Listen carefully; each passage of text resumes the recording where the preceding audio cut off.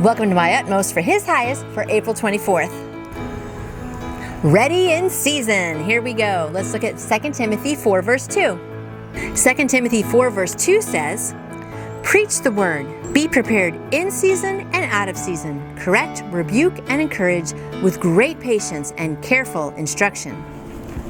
Ready in season. Many of us suffer from the unbalanced tendency to be ready only out of season. The season does not refer to time, it refers to us. The verse says, "Preach the word, be ready in season and out of season." In other words, we should be ready whether we feel like it or not.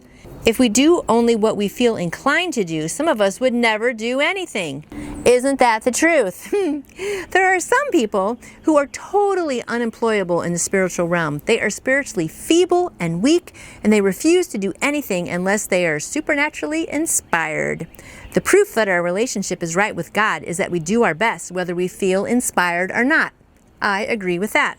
One of the worst traps a Christian worker can fall into is to become obsessed with his own exceptional moments of inspiration.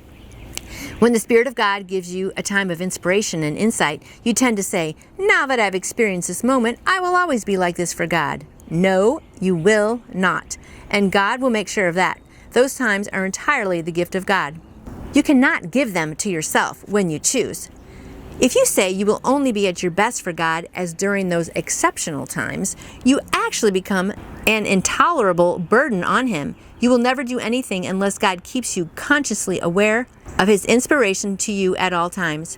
If you make a God out of your best moments, you will find that God will fade out of your life, never to return until you are obedient in the work He has placed closest to you, and until you have learned not to be obsessed with those exceptional moments He has given you. And we can all be guilty of that. We have those mountaintop moments when we just think, "Oh, I'm serving God and this has been a great day or a great weekend and I'm just going to always live on this high," but you don't. There's ups and downs all the time.